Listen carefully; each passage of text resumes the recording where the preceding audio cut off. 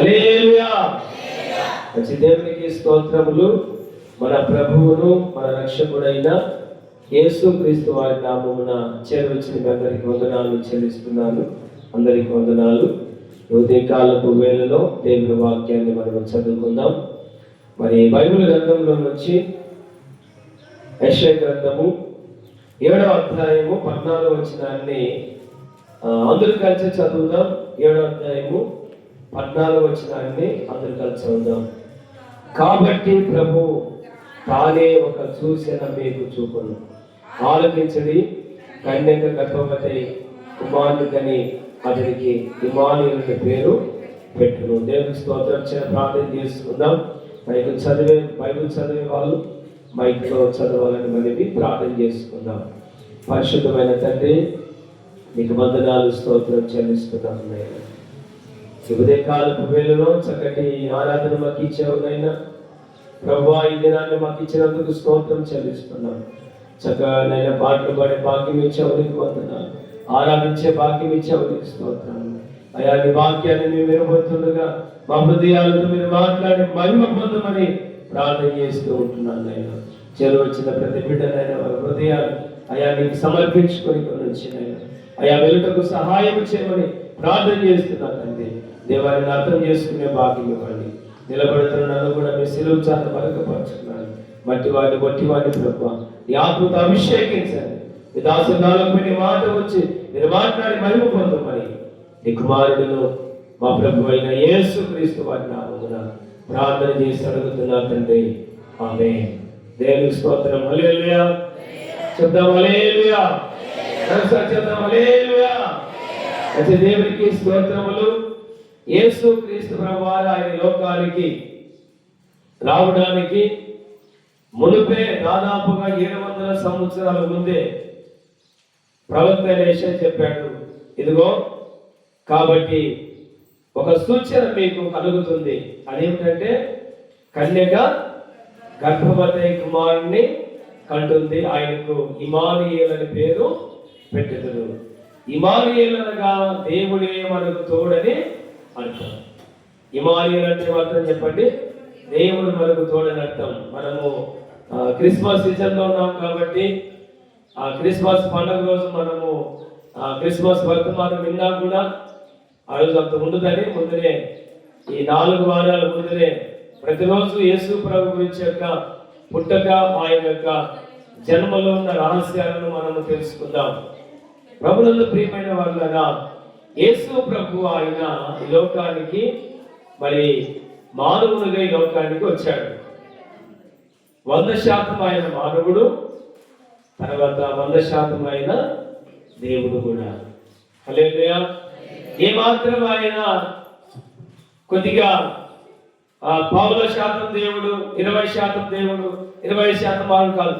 100% ఆయన మానవుడు, 100% ఆయన దేవుడు. కాబట్టి ఆయన దేవుడుగా ఈ లోకానికి వచ్చాడు. అదేవిధంగా మానవునిగా కూడా ఈ లోకానికి ఆయన వచ్చాడు. కాబట్టి ఇక్కడ రాయబడిన మాట ఏమిటంటే, కాబట్టి ప్రభు తానే ఒక సూచన మీకు చూపును, ఆలకించుడి, కన్యక గర్భవతి కుమారుని కన్ను, అతనికి ఇమ్మానుయేలు అని పేరు పెట్టుదురు. కింద రాయబడిన దేవుడు మనకు తోడై ఉన్నాడు అని చిన్న పుట్టక్షరాలతో కింద రాసిస్తాడు. దేవుడే మనకు తోడు.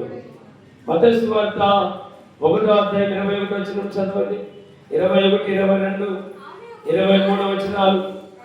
అక్కడ ఒక మాట రాయబడ్డది, ఇమ్మానుయేలు అనగా దేవుడు మనకు తోడని అర్థం. చదవండి ఆ మాట చదవండి. చాలు.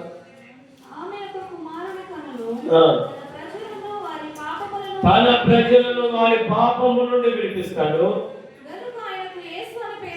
యేసు అని పేరు పెట్టబడును.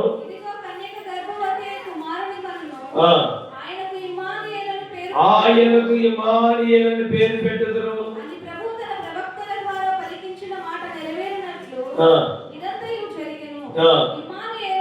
ఇమ్మానుయేలునకు పేరుకు భాషాంతరమని దేవుడు మనకు తోడు. హల్లెలూయా.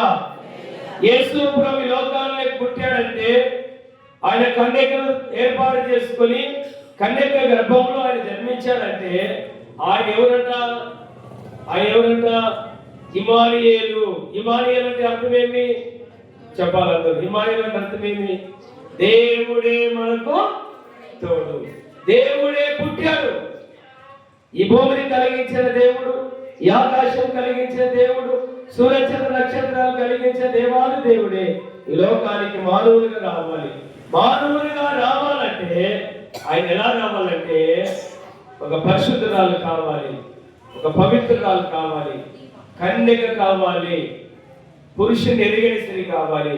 ఆ కన్యకను ఏర్పాటు చేసుకొని ఆ కన్యక గర్భములో ఏం చేశాడు? ఆయన ఈ లోకానికి రావడం జరిగింది. కాబట్టి ఆయన పేరు ఏం పేరంట? యేసు అనగా రక్షకుడు, క్రీస్తు అనగా అభిషక్తుడు, ఇమానుయేలు అనగా దేవుడే మనకు తోడని అర్థము. తర్వాత చూడండి, ఆయన మరి ఎలా, ఆయన ఏ పరిపాలన చేస్తారు చూడండి. అదే యెషయా గ్రంథం 9వ అధ్యాయము 6వ వచనం చదవండి ఒకసారి. ఆయన పరిపాలన ఏమిటి? ఆయన భుజముల మీద ఏమున్నది?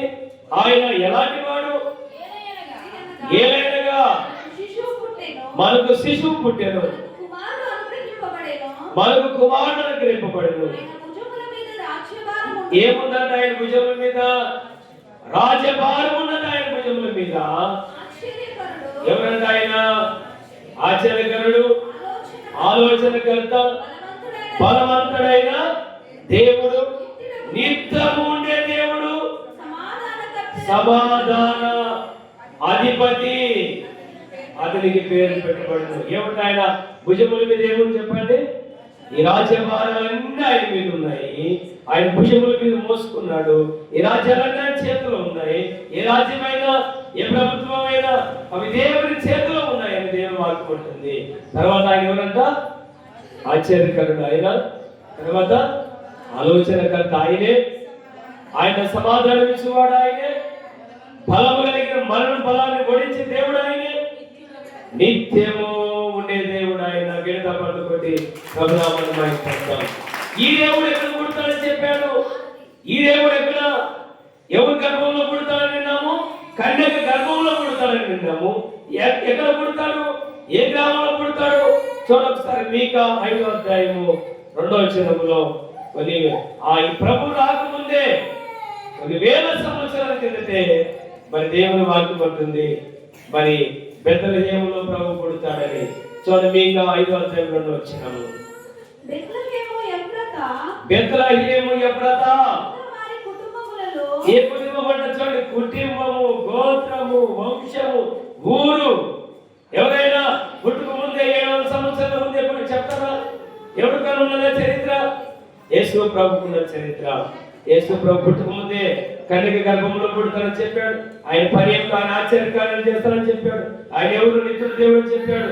తర్వాత ఆయన ఏ గ్రామంలో పుడతాడు, ఏ వంశంలో పుడతాడో కూడా తెలియపరుస్తున్నాడు. చదవండి, యూదా వంశంలోకి వస్తాడు.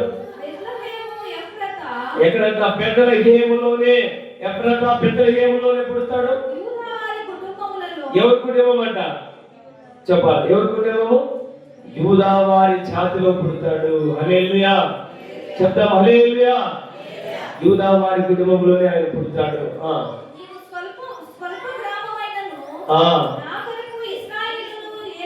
ఇశ్రాయేలు ప్రజలని, లోకాన్ని ఏలుబోయే చక్రవర్తి అయిన దేవుడు మానవునిగా బెత్లెహేము అనే ఊరిలో పుడతాడు.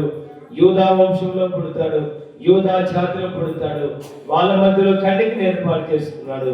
ఆ కన్యక పేరు ఏ పేరు చెప్పండి? మనందరికీ తెలుసు. ఏ పేరు? అని పేరు మరియా. ఏం పేరు చెప్పండి? మరియా. హల్లెలూయా చెప్తాం, హల్లెలూయా. చిన్నతనంలో భయభక్తులు కలిగి దేవుని రాకడ కొరకు, ప్రభు యొక్క పుట్టుక కొరకు యూదులందరూ ఎదురు చూస్తున్నారు.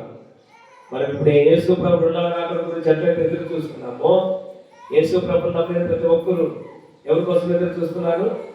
రాకడ దినాలి. ఎప్పుడు వస్తాడో తెలియదు. ఆయన వచ్చినప్పుడు ఆయన చేతులకు రాజ్యం వెళ్ళిపోతుంది.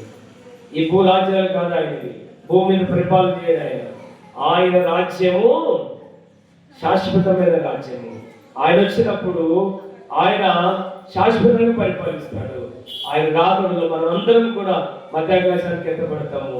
రాకడ గురించి మనం ఎట్లయితే ఎదురు చూస్తున్నామో, ఆ రోజుల్లో ప్రవక్తలు ప్రవచించిన తర్వాత 100 సంవత్సరాలు 700 సంవత్సరాలు కన్యకులందరూ ఎదురు చూశారు. దేనికోసం చెప్పండి? ప్రభు మా గర్భంలో పుట్టాలి, మా గర్భంలో పుట్టాల, మా ఇంట్లో పుట్టాల, మా ఇంట్లో పుట్టాల. యూదులందరూ ఎదురు చూస్తున్నప్పుడు ఒక కన్యక దేవుడు చూశాడు. ఆ పేరు మరియా. ఆమె గర్భంలో దేవుడు పుట్టడానికి అనుమతించాడు. కాబట్టి ఆయన మానవునిగా ఈ లోకానికి పుట్టాడు, దేవుడుగా కూడా ఆయన పుట్టాడు. హల్లెలూయా చెప్పండి. మానవుడిగా ఈ లోకానికి వచ్చాడు, తర్వాత దేవుడుగా వచ్చాడు. ఆయన పుట్టినప్పుడు దేవుడి నక్షత్రం వెలిగింది. ఆయన పుట్టినప్పుడు జ్ఞానులు ఆరాధించారు. ఆయన పుట్టినప్పుడు గొర్రెలు ఆరాధించారు. ఆయన పుట్టినప్పుడు దేవదూతలు దిగొచ్చి ఆయన గణపరిచారు. కాబట్టి మానవునికి ఏ లక్షణాలు ఉన్నాయో ఆయనకి అలాంటి యొక్క మరి లక్షణములతో వచ్చాడు. ఆయన ఏ పాపము చేయలేదు. నోట కపటం ఏమీ లేదు. ఎండిన భూమిలో పచ్చని మొక్కలు ఆయన పెరిగాడు. కాబట్టి చూడండి, ఆయన ఆకులు కొన్నాడు. చెప్పండి, 4 విషయాలు చెప్తా. ఏం చేశాడు? ఆయన ఆకులు కొన్నాడు. మత్తయి సువార్త 4:8 చదవండి. ఆయన యోగంలో సేవ ప్రారంభించిన తర్వాత 40 దినాలు చదువు. అప్పుడు యేసు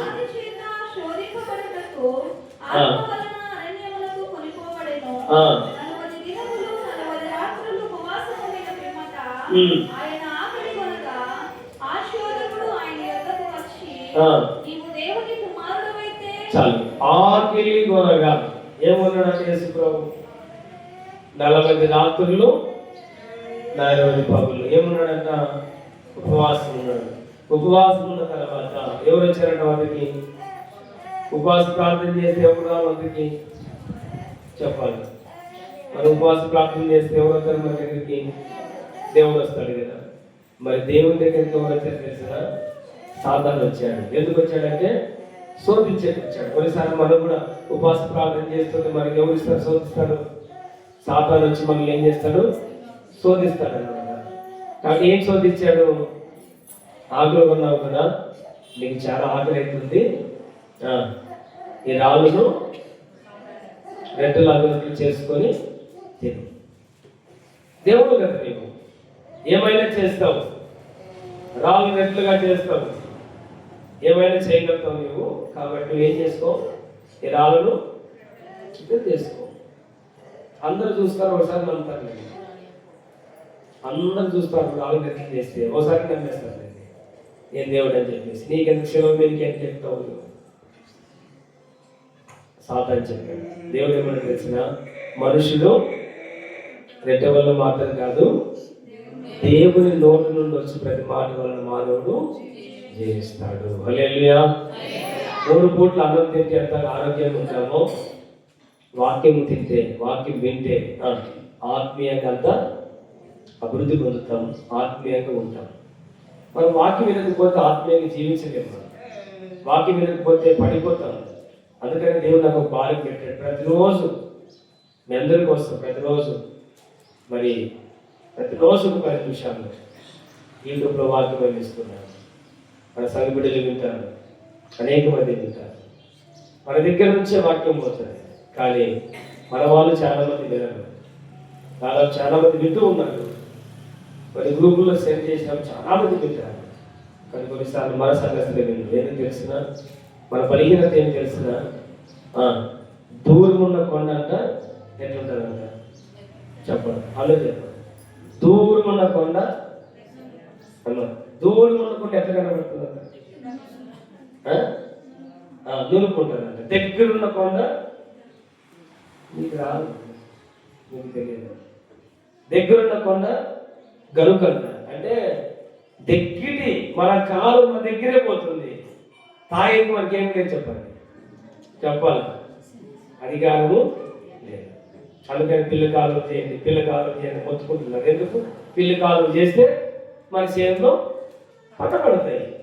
కాబట్టి దేవుని వాక్యము మీ దైవజనం చెప్తుంటే, అనేకులు వింటుంటే మీరేం చేస్తున్నారు? దాన్ని ఒక 10 నిమిషాలు అది పెట్టుకుంటే వాక్యం వింటారు. కానీ వినరు. వినాలి, ఖచ్చితంగా వాక్యం వినాలి. యేసు ప్రభువు ఆయన ఆకులు కొన్నాడు. చెప్పండి. మానవుడుగా ఏమొచ్చింది ఆయనకి? ఆకలి వచ్చింది. ఆకులు కొన్నాడు. సాతాను శోధించాడు. కానీ దేవుడు ఏమన్నాడు తెలిసిన? మనుషుడు రెట్టి వల్ల మాత్రం కాదు, దేవుడి నోటి వచ్చి ప్రతి మాట వలన జీవిస్తాడు. తర్వాత ఆయన 5,000 మందికి ఏం చేశాడు చెప్పండి? 5 రొట్టెలు 2 చేపలు. మత్తయి సువార్త 14-16 వచనంలో మనం చూస్తే ఆ మాట ఉంటుంది. చెప్పండి.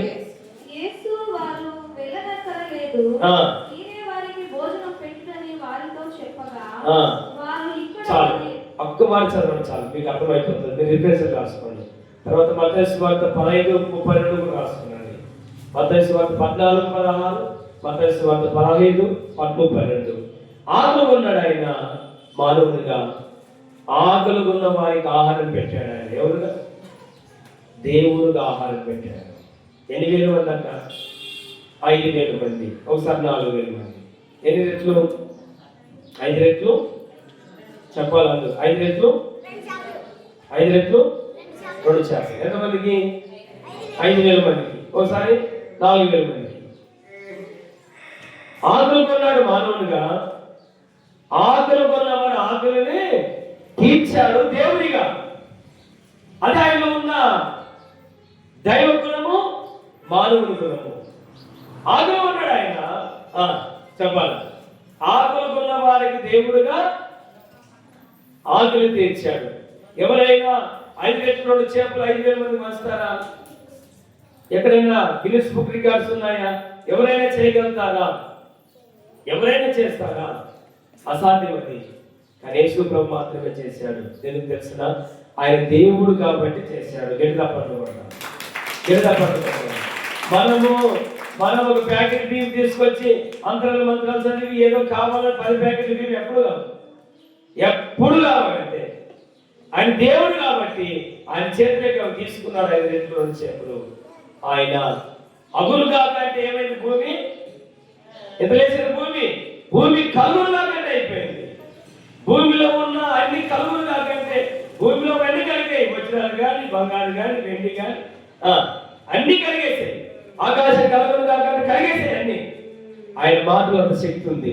అందుకని ఆయన ఆ రెట్టెలు తీసుకున్నాడు.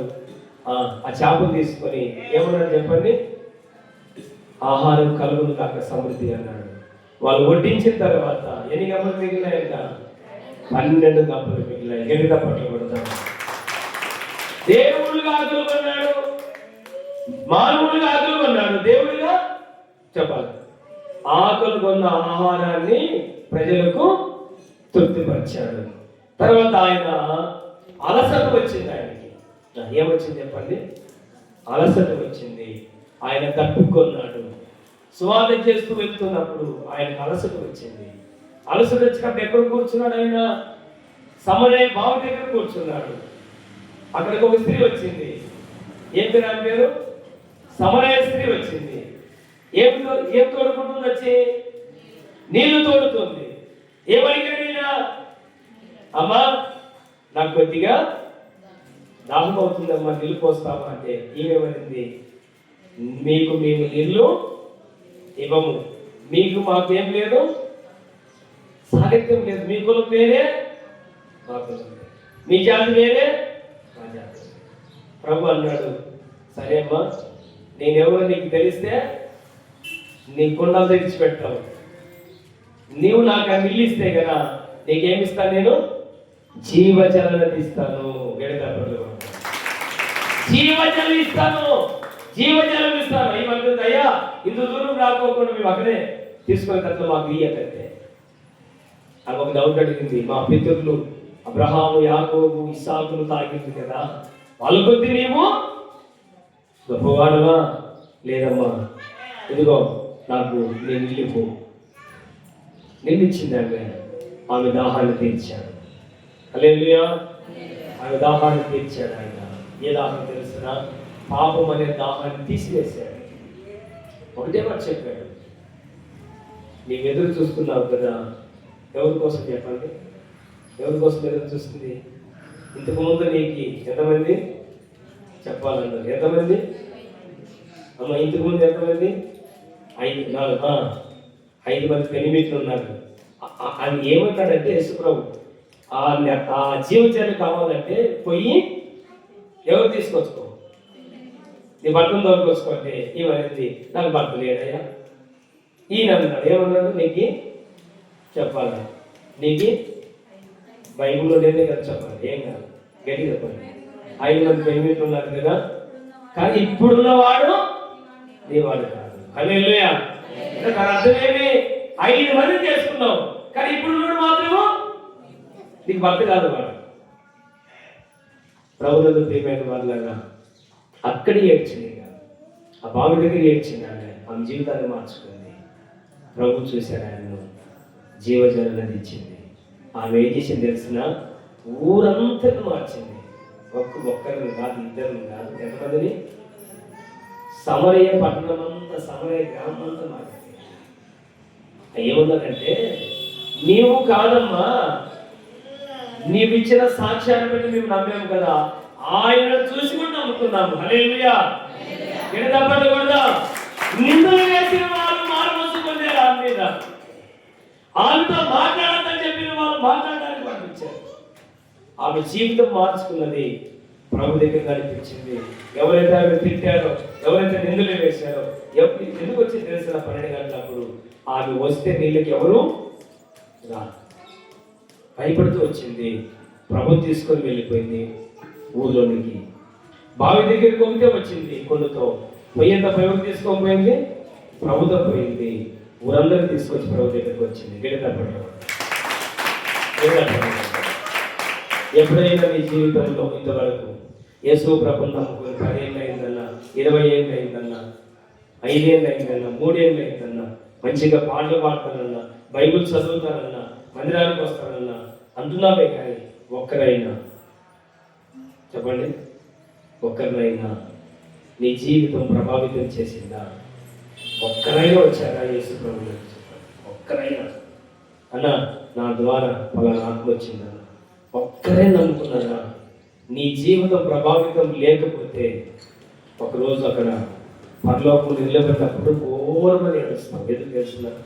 భూమి మీద సంతానం లేని వాళ్ళు ఎట్లయితే ఏడుస్తారో, పరలోకంలో మనం నిలబడినప్పుడు కూడా ఒకరు కూడా నీ ద్వారా, నీ జీవితం ద్వారా ప్రభావితం కాకపోతే ఏడుస్తావు. అక్కడ లాభం లేదు. అక్కడ అందుకోసమే నీ జీవితం ప్రభావితం కావాలి. యేసు కొరకు బ్రతకాలి. యేసు వచ్చాడు ఈ లోకానికి. ఆయన దాహం కొన్నాడు, మానవుడిగా దాహం తీర్చాడు. ఆయన కానాను వివాహంలో ఏం జరిగింది చెప్పండి, మనందరికీ తెలుసు. యోహాను సువార్త 2వ అధ్యాయంలో ఏం జరిగింది చెప్పండి? నీళ్లు ఏమైనాయి? ద్రాక్షరసంగా మారింది. గెడతపట్టం. ద్రాక్షరసం అయిపోతే యేసు ప్రభు తల్లి దగ్గరికి పోతే ఆమె ఏమింది? నేను నాలో ఏ పవర్స్ లేవు, కానీ అక్కడ ఉన్నాడు కదా, ఆయన దగ్గరికి వెళ్ళండి, ఆయన మీతో చెప్పినది చెప్పాలి, ఆయన మీతో చెప్పినది చేయండి. యోహాను సువార్త 2వ అధ్యాయంలో మాట ఉంటుంది, 4-5 వచ్చిన ఆయన మీతో చెప్పినది చేయండి. కాబట్టి మరియమ్మ అంటుంది, నాలో ఏం లేదు, ఆయన మీతో చెప్పించేయండి. వాక్యం ఏం చెప్పిందో చెప్పాలంట. వాక్యం ఏం చెప్తుందో దాన్ని చేయాలి. వాక్యానికి భిన్నముగా ఏది చేయకూడదు. వాక్యం ఏం చెప్తుందో యోహాను 1:14 ఏముంది? ఆ వాక్యమే మొదటి వచ్చింది. ఏముంటది? ఆది యందు వాక్యం ఉండెను, వాక్యము దేవుని యొద్ద ఉండెను, వాక్యమే దేవుడై ఉన్నాడు. ఈ వాక్యమే దేవుడు. 14 వచ్చిన ఆ వాక్యమే శరీరధారై కృప సత్య సంపూర్ణుడుగా యేసు ప్రభుగా మన మధ్యలో నివసించాడు. ఆయన ఏం చెప్పాడో, ఈ వాక్యం ఏం చెప్తుందో అదే మనం పాటించాలి. నీళ్ళు ఏం చేశాడు ఆయన? చెప్పాలని నీళ్ళు ఏం చేశాడు ఆయన? ద్రాక్షరసం అయిపోయింది పెళ్లిలో. నీళ్ళను 6 పానులకి నిలబడినాడు, 6 రాతి పానులకి నింపమన్నాడు. ఆయన ఆశీర్వదించాడు. తీసుకొని వెళ్ళి వడ్డించమన్నాడు. నీళ్ళేమైపోయినాయి చెప్పాలి, అందరూ నీళ్ళేమైపోయినాయి? ద్రాక్షరసంగా అయిపోయినాయి. దేవుడుగా నీళ్లు ఏం చేశాడు ఆయన చెప్పాలి అందరూ? దేవుడు కాబట్టి నీళ్లు ఆయన ఏం చేశాడు? ద్రాక్షరసంగా మార్చాడు. గెలుత పట్టుకోవడం మానవుడి గారి దాహం కొన్నాడు శిలువ మీద సమరయ బావి దగ్గర. దేవుడుగా ఆయన దాహమును తీర్చాడు. నీళ్లను ఏం చేశాడు చెప్పండి? ద్రాక్షరసంగా మార్చాడు. నీళ్ళ మీద నడిచాడు దేవుడు కాబట్టి. గాలి నిమ్మలమైపోయింది. గాలి నిమ్మలమైపోయింది. మత్తయి సువార్త 8:24 వచ్చిన గాలి నిశ్శబ్దం అయిపోయింది. తుఫాన్ ఆగిపోయింది. సముద్రం ఆగిపోయింది, నిమ్మలమైపోయింది. ఆయన గద్దించగా అన్ని మౌనం అయిపోయినాయి. ఆయన గద్దించి మౌనం అయిపోయినాయి. దేవుడుగా ఆయన ఏం చేశాడు చెప్పండి? నీళ్లను ఏం చేశాడు చెప్పాలి అందరూ? ద్రాక్షరసంగా మార్చాడు. కొంతమంది అనుకున్నారంట, కొంతమంది పోటీ పెట్టారంట, యేసు ప్రభుని ఎలాగైనా ఓడిగొట్టాలా అంటే యేసు ప్రభుని కాదని చెప్పాలా అని అందరూ మీటింగ్ పెట్టారంట. పెద్ద పెద్ద శాస్త్రవేత్తలు పెద్ద పెద్దలు పెట్టారంట. ఒక ఆయన వేసి ఏమన్నాడంటే యేసు ప్రభుని ఓడగొట్టాలంటే, ఆయన దేవుడు కాదని చెప్పాలంటే ఓ పని చేయాలి. ఏం చేయాలా? మీలో ఎవరైనా ఒకరు నీళ్లను చెప్పాలి, నీళ్లను ద్రాక్షారసం చేయండి. అంటే సింపుల్. నీళ్లను ద్రాక్షారసంగా మారిస్తే యేసు ప్రభును ఏం చేస్తాం మనము? కాదంటామంటే. ఇంకో ఆయన వేసాడంట, ఆయన చనిపోయి తిరిగి లేచాడు కదా. మనలో ఎవరైనా కూడా చచ్చిపోయి తిరిగి లేస్తే యేసు ప్రభు ఎవరు నమ్ముడు అన్నాడంట. హల్లెలూయా. అసాధ్యమేనా? సాధ్యమా? ఎవరైనా నీళ్లను రాస్తారా ద్రాక్షరసంగా? ఎవరైనా సమాధి చేయిస్తారా? చనిపోయి బతుకుతారా? అయ్యే పని కాదు కదా అని అందరూ ఇల్లు వాళ్ళు వెళ్ళిపోయారంట. ఇది కాదు, ఆయన దేవుడే. ఎలాగైనా చూద్దామని చెప్పేసి నీళ్లను ద్రాక్షరసంగా మార్చామని కొంతమంది శాస్త్రవేత్తలు ఏం చేశారంట, నీళ్ళలోనికి రసాయనం కలిపి అది ద్రాక్షరసంగా మారిపోయింది. కలర్ వచ్చేసింది, రుచి వచ్చేసింది. దాన్ని తాగుదామని తాగకపోతే అది ల్యాబ్ పరీక్షిస్తే ఇది తాగితే చచ్చిపోతాడు. నీళ్లు ద్రాక్షరసం చేసేమే కానీ ఆ రసాయనం ఈ రసాయనం వేసి కలిపి నీళ్లు ద్రాక్షరసంగా చేసే కలర్ వచ్చింది, రంగు వచ్చింది, రుచి వచ్చింది. కానీ ఇది తాగితే ఏమైపోతాం? చనిపోతాం. కానీ దేవుడు మారిస్తే చనిపోలేదు. ఎంత మధురమో, ఎంతో మధురము యేసు నామము, జుంటె తేనె దారుల కన్నా మధురాతి మధురము. అందరూ ఎంతో మధురము యేసు నామము, జుంటె తేనె దారుల కన్నా మధురాతి మధురము. పాపిగా నీవుంటే తెలియదుగా మధురము, పరిశుద్ధులకే మధురాతి మధురము. పాపిగా నీవుంటే తెలియదుగా మధురము, పరిశుద్ధులకే మధురాతి మధురము. రుచి చూచి ఎరిగి తిని యేసు నామ మధురము, రక్షణ ఆనందమిచ్చు రమ్యమైన నామము. రక్షణ ఆనందమిచ్చు రమ్యమైన నామము, ఎంతో మధురము యేసు నామము, జుంటె తేనె దారుల కన్నా మధురాతి మధురము, ఎంతో మధురము. హల్లెలూయా. ఎవరికంట? పాపములు పోరాడుతున్న వాళ్ళకి తెలియదు ఆ మధురము. పాపాన్ని విడిచిపెట్టుకుంటే తెలుస్తుంది నీకు. చెప్పండి ఆ మధురం ఎట్టంటది? జుంటె తేనె దారుల కంటే మధురంగా ఉంటుంది యేసునామము. కాబట్టి ఆయన దేవుడుగా నీళ్ళు ద్రాక్షరసంగా మార్చాడు. మానవుడుగా ఆయన దాహం కొన్నాడు.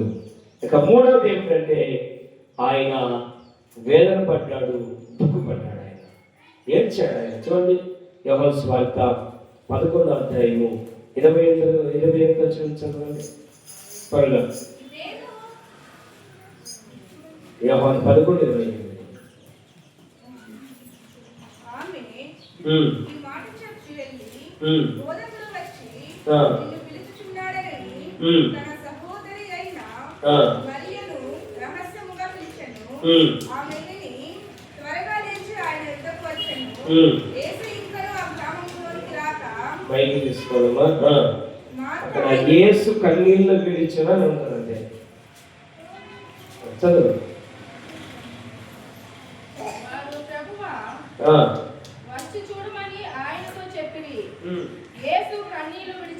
చాలు. యేసు ఏమి విడిచాడంట? ప్రభువా వచ్చి చూడమని ఆయనతో చెప్పిరి. యేసు కన్నీళ్ళు విడిచాను. ఆయన వేదన పడ్డాడు, మానవులుగా ఏడ్చాడు. ఆయన ప్రేమించే కుటుంబం బెతానీ ప్రాంతం. మార్తా, మరియా, లాజరు. ఎప్పుడు పోయినా భోజనం పెట్టేవాళ్ళు, ఎప్పుడు పోయినా ఆదరించేవాళ్ళు, ఎప్పుడు పోయినా ఆయన మంచిగా చూసుకునేవాళ్ళు. ఆయనతో ఏం జరిగింది చెప్పండి? ఏం జరిగింది? ఆయనతో మరణం జరిగింది, రోగం వచ్చింది, చనిపోయాడు. యేసును ప్రేమిస్తున్న లాజరు చనిపోయాడు. ఆ విషయం తెలిసింది యేసు ప్రభుకి. ఆయన పోయాడు, 4 రోజుల తర్వాత పోయాడు. ఆ విషయం చెప్తున్నప్పుడు మార్త ఏడుస్తుంటే, మరియా ఏడుస్తుంటే యేసు ప్రభుకి ఏమొచ్చింది చెప్పండి? చెప్పండి. ఆయన కూడా ఏడ్చాడు, వారితో కలిసి ఆయన ఏడ్చాడు. మనిషిగా ఆయన ఏడ్చాడు బాగా. అంటే ఆ భావాలు, ఆ వేదన, ఆ కన్నీళ్ళు ఆయనతో ఉన్నాయి. మానవుడిగా ఆయన కన్నీళ్ళు కార్చాడు. ఆయన దేవుడుగా లాజరును లేపాడు, విడుదల పడ్డాడు. సమాధి దగ్గరికి పోయాడు, పడ్డం తీయమన్నాడు, తీశాడు. లాజరు కమ్యాడు, బయటికి రా. బయటకు వచ్చాడు. ఎవరైనా పిలిచారు అట్లా? ఇంతవరకు ఏమైనా జరిగిందా? ఎవరైనా చచ్చిపోయిన వాళ్ళని, సమాధులు పెట్టిన వాళ్ళని రాయా బయటికి అన్నలు ఉన్నారు ఎవరైనా? ఎవ్వరు కూడా లేనే లేదు. యేసు ప్రభు మాత్రమే ఏం చేశాడు చెప్పండి? సమాధిలో ఆమె అంటుంది మార్త, అయ్యా 4 రోజులైంది, వాసన వస్తుంటుంది, కుళ్ళిపోతుంది, శరీరము కప్పుకొడుతుంటుంది, పర్వాలేదమ్మా బండ తీయాలి. ఏమన్నా తెలిసిన? పునరుత్థానమును జీవము నేనే. గీతపడు. నేను మానవులుగా వచ్చానే కానీ నాలో ఏముందన్నాడు ఆయన? పునరుత్థానం ఉంది, జీవం ఉంది నాలో. అంటే దాని అర్థం ఏంటంటే చచ్చిపోయిన పునరుత్థానం లేపవా నేనే, నాలోనే జీవము వెళ్తున్న మనుషులకి నాలో ఉంటే వెళ్ళింది. కాబట్టి నాలో ఊపిరి పోతుంది. ఇప్పుడు నాలో బయటకు వస్తాడు. బతికించేవాడు నేనే, మృతి నొందించేవాడు నేనే. కానీ పునరుత్థానమును జీవమును నేనే. సమాధి మీద ఆయన తీసేశాడు. ఆయన చెప్పాడు అన్నమాట. ఏమని చెప్పండి? లాజరు బయటికి రా, ఎడత పట్టకూడదు. పేరు పెట్టి పిలుకోకుండా సమాధిలో ఉన్నవారు బయటికి రండి ఎంతమంది వస్తున్నారో మరి తెలియదు. కానీ ఆయన ఏమన్నా చెప్పండి? లాజరు బయటికి రా. లాజరు ఒకటే వచ్చాడు బయటికి. హల్లెలూయా. మానవుడుగా ఆయన దుఃఖపడ్డాడు, వేదన పడ్డాడు.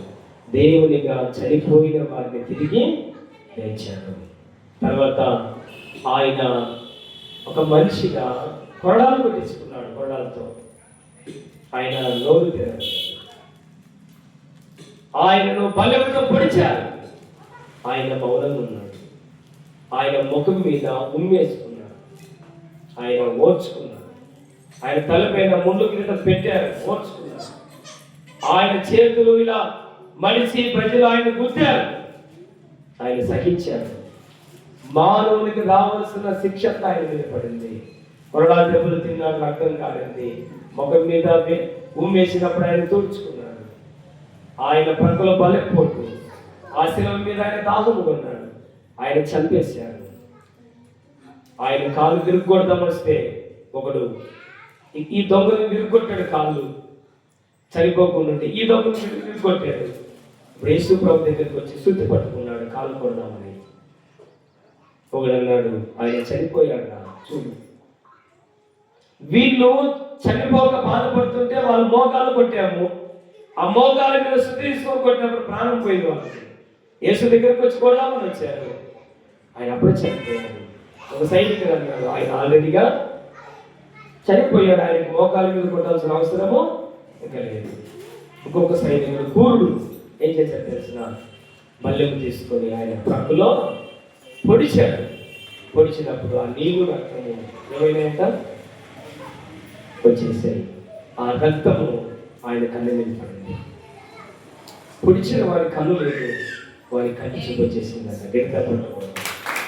వెంటనే ఆ యొక్క రోమా సామ్రాజ్యం యొక్క అధికారం కలిగిన ఆ యొక్క మిలిటరీ యొక్క ఆ క్యాబ్ తీసి పగలు మారేశాడు. ఆ యొక్క ఉన్న ఆ యొక్క జమీందారు యొక్క పథకములు తీసి పగలు మారేశాడు.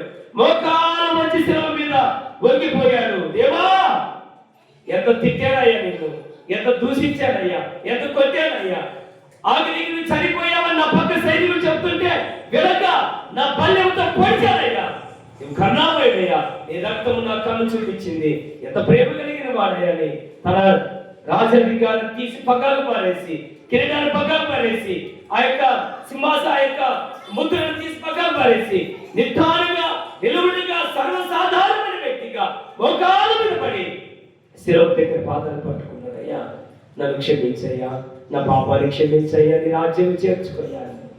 ఆ కంటి చూపు వచ్చేసింది. మానవునిగా ఆయన శ్రమలకు ఇచ్చాడు. శిలువ పైన మనిషిగా ఆయన సమాధి చేపట్టాడు.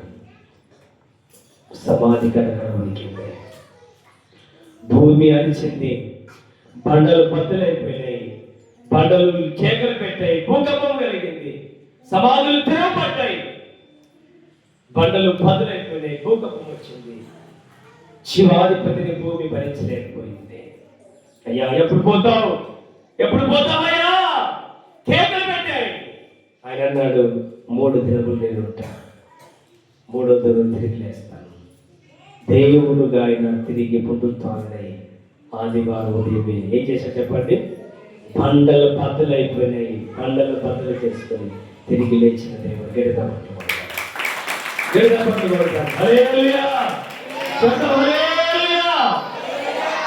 ఆయన మానవుడిగా పుట్టాడు, మానవుడిగా చనిపోయాడు, దేవుడుగా మరణాన్ని తిరిగి జయించాడు.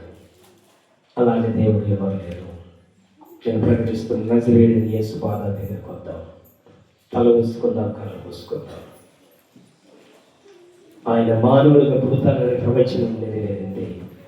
ఆయన కన్యక గర్భంలో పుట్టాడు, యూదా జాతిలో పుట్టాడు, బెత్లెహేములో పుడతాడని కొన్ని వేల సంవత్సరాల కిందటే ప్రవచనం నెరవేరింది. ఆయన పుట్టాడు, మానవుడిగా పుట్టాడు. ఆయన ఆకులు కొన్నాడు, ఆకులు కొన్న వారి ఆకులు తీర్చాడు. ఆయన తప్పికొన్నాడు, అలసట పొందాడు, దాహము కొన్న వారి దాహం తీర్చాడు. ఆయన ఏడ్చాడు, ఏడుపులో ఉన్న బాధల్లో ఉన్న వారి యొక్క బాధలను తీర్చాడు. ఆయన మానవునిగా ఆయన శిలువలో నీ కోసం నా కోసం దైవ రక్తముగా చెందించబడింది. మానవునిగా ఆయన శ్రమలను తీర్చాడు, దేవునిగా రక్తం చెందించాడు, దైవ రక్తముగా ఆయన పరిశుద్ధమైన రక్తం చెందించబడింది. మానవుకు కావలసిన శిక్ష అంతా ఆయన మీద పడింది. మానవుని శిక్షను అనుభవిస్తూ దేవుని రక్తమాన్ని కార్చాడు. దేవుని రక్తమే నీ కోసం నా కోసం సెలవులో కార్చబడింది. దేవుని రక్తము అమూల్యమైన రక్తము, యేసు రక్తము నీ పాపము నా పాపము కడిగి వేసింది. కనుక వాక్యం అంటుంది వ్యవహారం 1:9, మన పాపం మనం ఒప్పుకోలేదులా ఆయన నమ్మదగిన వాడు, నీతిమంతుడు కనుక సమస్త దుర్నీతి నుండి మనం విడిపించి పవిత్రులుగా చేస్తాను. ఒకసారి దేవుని వైపు తిరుగుతాం. యేసయ్యా, నా కొరకు పుట్టావు కదా అయినా, నా కొరకు మానవునిగా వచ్చావు, నా కొరకునైనా దైవమునిగా వచ్చావు, దేవునిగా మానవునిగా లోకానికి వచ్చి అయ్యా శ్రమలను అనుభవించావు. అయ్యా నేను నమ్ముతున్నానయ్యా, నా దేవుడు నా కోసం భూమి మీదకి అవతరించాడని, నా కోసం నా దేవుని రక్తం చెల్లించబడింది, నా దేవుడు ఏమైనా చేయగలుగుతాడని, నా వేదన తీసివేస్తాడు, నా దుఃఖాన్ని తీసివేస్తాడు, నా దాహం తీసివేస్తాడు, నా పాపాన్ని క్షమించేస్తాడు, నా రోగాన్ని తీసివేస్తాడని అయ్యా నమ్ముతున్నారు ప్రభు అని నమ్ముతున్న వాళ్ళు యేసు కావాలి అని దేవుడని సమర్పించుకున్న వాళ్ళు మోకాళ్ళ మీద నిలబడదాం, మోకాళ్ళ మీద నిలబడదాం, మోకాళ్ళ మీద నిలబడదాం, మోకాళ్ళ మీద. ఏ ఒక్కరు నీ కుటుంబ బాధలు తీర్చగలిగిన దేవుడు ఆయన, నీ అప్పుల బాధలు తీర్చగలిగిన దేవుడు ఆయన, నీ పాపాన్ని తీసివేసే దేవుడు ఆయన, నీ దాహాన్ని తీసివేసే దేవుడు, నీ మరణ రోగాన్ని తీసివేసే దేవుడు ఆయన. మోకరిద్దాం, ప్రార్థన చేసుకుందాం, సమర్పించుకుందాం అన్నాడు. మరి చేతులు ఆయనపై పెట్టుతాం. ప్రభువా నేనున్నాను నాయన. ఎవరు కూడా ఎవరస్తులు మోకరించాలి. ఒకవేళ మొక్కాల మీద ఉండలేమో లేచి నిలబడాలి. మొక్కాల మీద ఉండలేమని లేచి నిలబడాలి. ప్రభు చూస్తాడు. ప్రభు చూస్తాడు. ప్రభు చూస్తాడు. మోకాల మీద ఉంటాం, లేచి నిలబడాలి. సమర్పించుకుందాం. దైవజనులు ప్రార్థన చేస్తారు. సమర్పించుకుందాం.